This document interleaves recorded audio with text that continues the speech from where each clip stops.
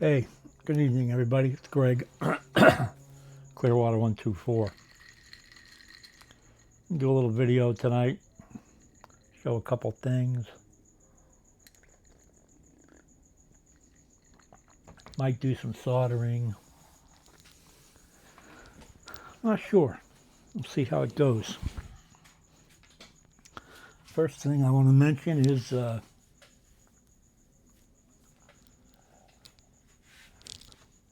piece of track that I sent out a while ago. I got back a day or so ago. I might send it out again, but I had some of the boys sign it. You get up here. It's hard to see with this light. You got Pete from Show Me Slot Cars, Joe Herrera's from Earth Carrera, John from Blue Water, Raul from Conquest, Vince from PTO Speedway, Mike from Big Oak, Carlos from RS Slot Cars, and Maurice from MB Auto. And this one here in the middle, that's G-Money Smackdown. That's Pete's smarter brother, allegedly. So, Gerard, I believe what I'm going to do is, if I can talk somebody else into accepting this and passing around their location, I'll try and get it full of some more names. So, I'll update you as that goes along. All right, this is the chassis that I began for the 65 Barracuda that I'm going to make into a Trans Am, 60 Trans Am series car.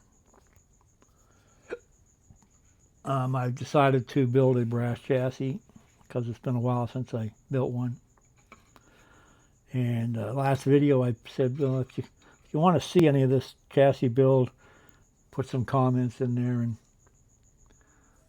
David from UC Slot Cars from Down Under, that great group of guys and great group of slot car guys, said, yeah, go ahead, do it, do some live. I said, well, you know, David, there's hundreds of scratch build brass chassis videos on YouTube. And he says, yeah, but everybody does it a little different. Go ahead, do some and video it. So I'm going to do a little bit of that. And if it bores you to shit, it's David's fault. All right? David, UC Slot Cars. That's the guy to blame.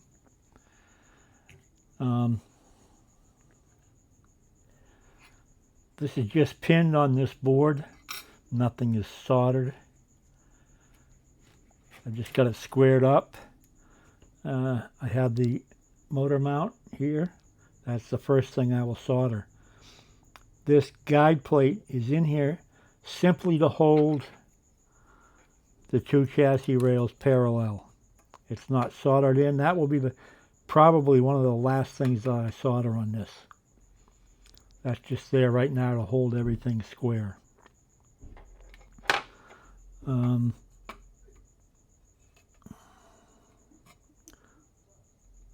These little plates here are very cool. They make this a lot easier than trying to do it and hold it and clamp it or whatever. If you use this with the pins, it works very well.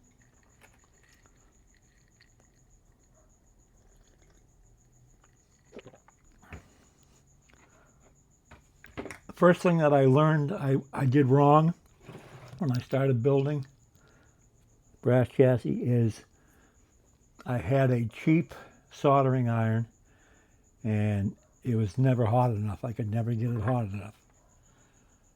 And I wasn't very patient with my soldering. I was in a rush, so I didn't let it get hot enough. This is called tip tinner for your soldering iron.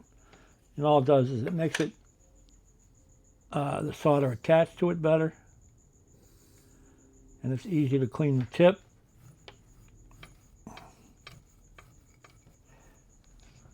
You see how shiny that is? That's what you want. I had my soldering iron set at, can't even read it,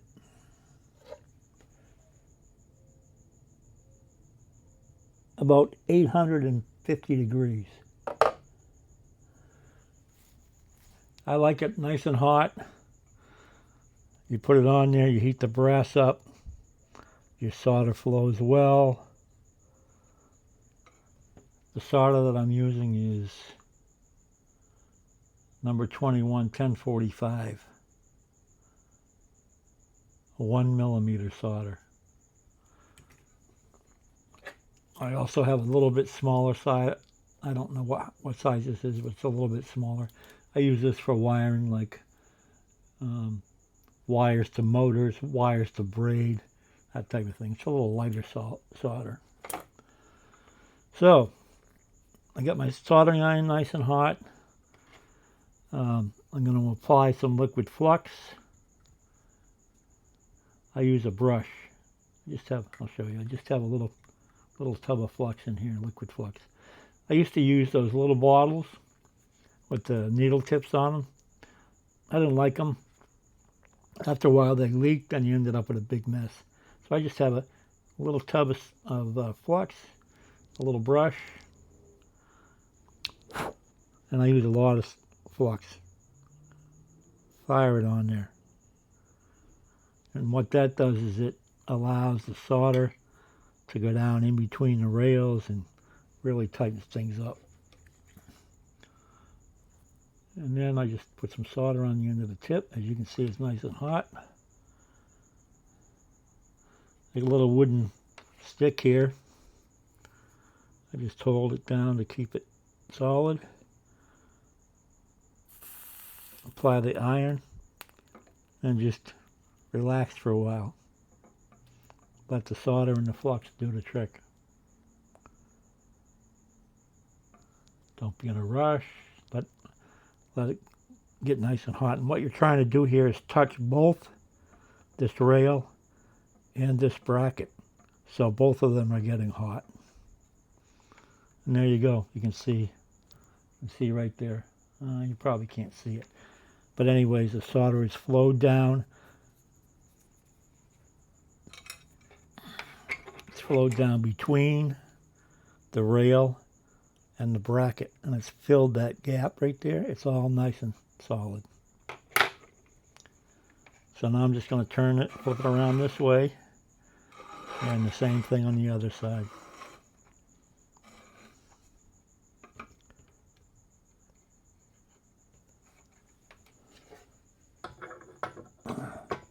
Pause to refresh.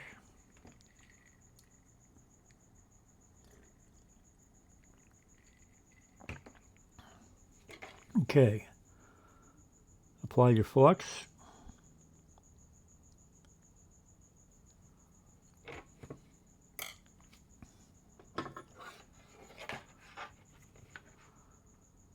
Some solder on the tip.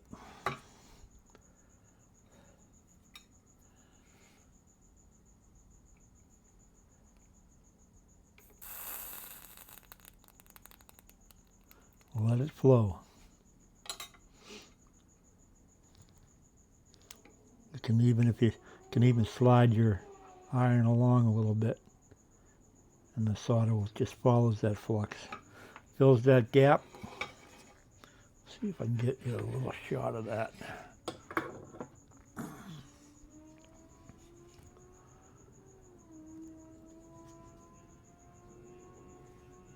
You see how that solder filled right in there?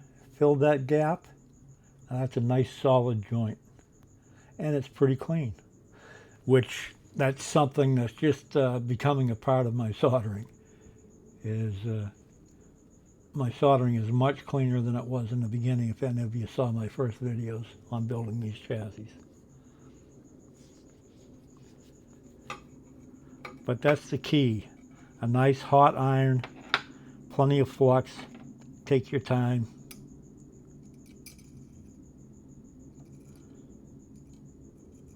Now my next step would be, this is smoking hot, I'm sure. Yes, sir. Is an axle tube. And this is just a piece of brass that comes in the slot car corner kit. You just cut it close. You don't have to be perfect with it. Cut it close to size. And I have a little chop saw outside. It's a model chop saw. And I just give a little file to smooth the edges out from where it was cut.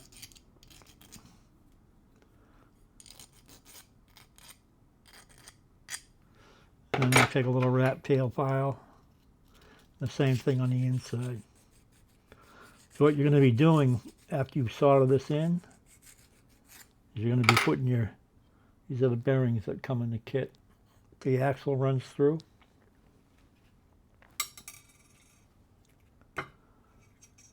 Once this axle holder is inserted in the motor bracket, then you're going to add these bushings to the end of the axle tube, and your axle will run through that.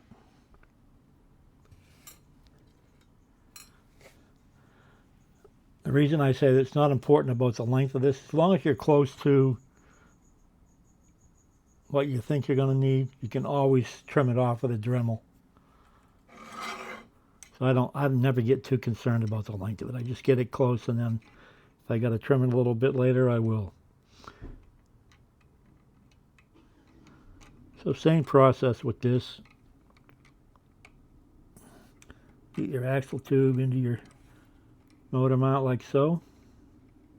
Center it up as best you can. Pin it if you like. I'm not going to bother to pin it. Get a pretty good look at it.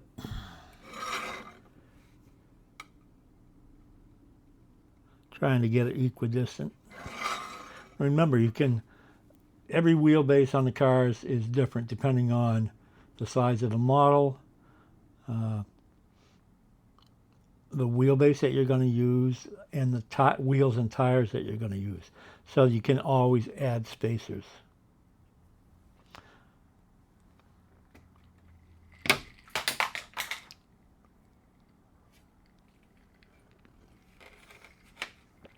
Pause to refresh. Same thing. I'm just going to take a little flux to the top of this here, so it runs between the bracket and your axle holder. Nice hot iron.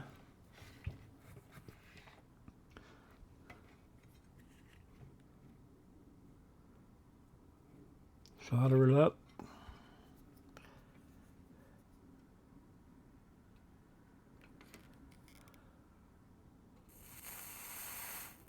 Just hold it there, and you can actually see the solder follow the flux all the way around that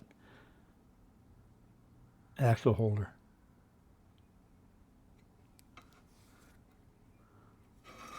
I'll do the other side, and then I'll try and get a shot of how that worked. You can even see it on the inside. I soldered on the outside, but you can actually see solder on the inside because it followed wherever the flux was, the solder followed it. We'll do the same thing on this one. Flux it up. Nice hot iron.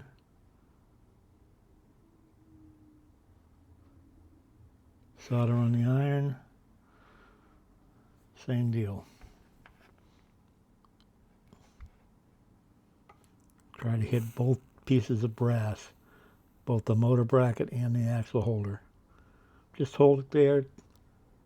Be patient. Let the solder follow the flux. There it is.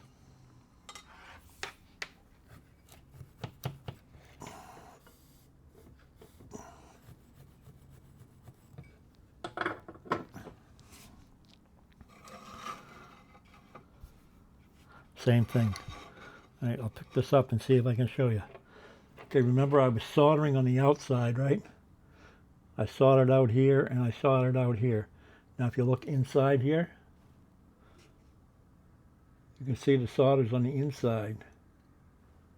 It followed the flux and came on into the inside and all the way around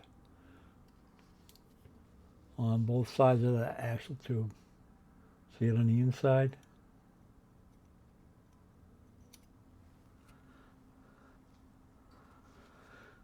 Nothing very tricky about that, but the big thing is heat and patience.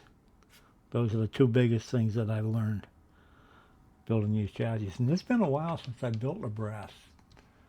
I've used the last couple of builds with the 64 Fords, the Falcon and the Galaxy. I used H&R chassis.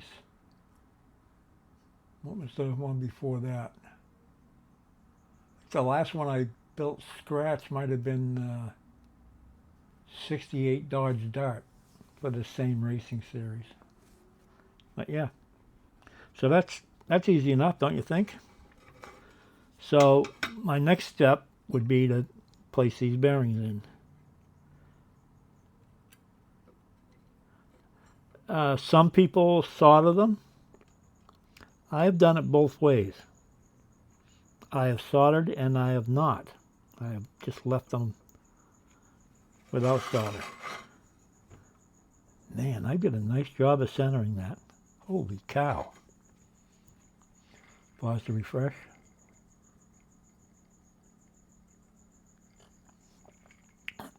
I did such a good job with that. I'm going to go ahead and solder these now.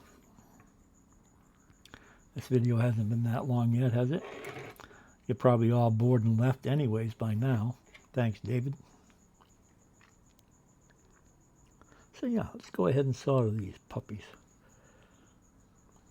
Same deal. Flux it up.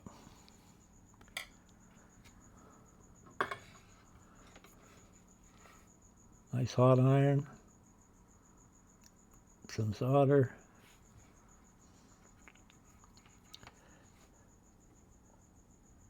Put a little pressure on there. Try to hit both pieces of brass. Take your time. Look around the room. And there you go. Solder's gone all the way around that. Guaranteed. So we'll flip it around this way. Push that in.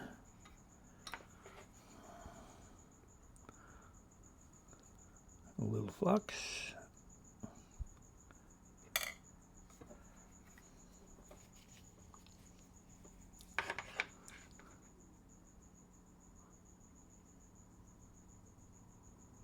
A little solder.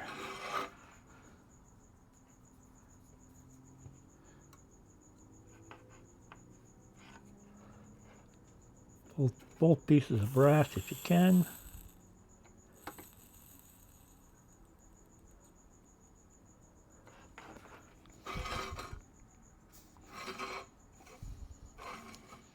And it's all the way around.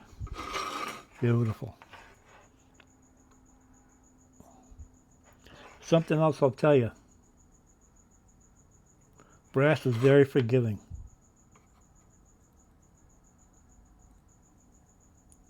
If you make a mistake, it's not a big deal. Lay some heat to it, pry it apart, rough it up, scrape it with some sandpaper or a little file, and start again. It doesn't have to be perfect. Think about this, when you're all done, who's really going to see this? The only person that's going to know anything about it is you. Right? I have a little black spot. I must have had a little piece of dirt or something there. A little black spot on that bushing.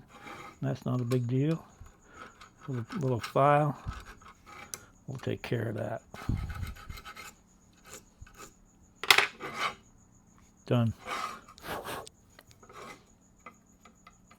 Yeah, and another thing to remember, this is smoking hot. Like I said, it's like 850 degrees. Don't touch that. And brass holds heat for a long time.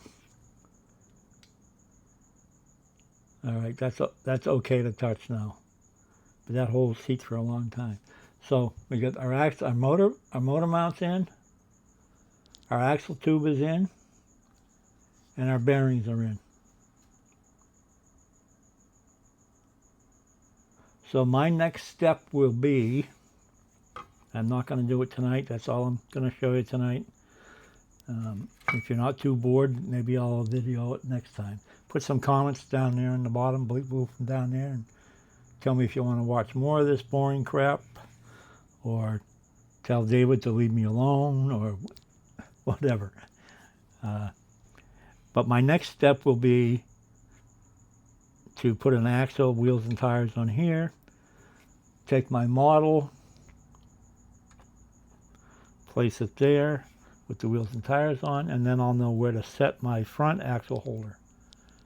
That'll be my next step. All right? So listen, if you enjoyed this stuff, which I'll be amazed if you did, although one of my most viewed videos is me painting my track, which is basically watching paint dry. So maybe some of you guys are just weird and you like to watch that stuff. So come back and watch next time. I really appreciate you. If you like it, please like and subscribe, and I'll see you next time. Greg from Clearwater 124 signing off. See ya.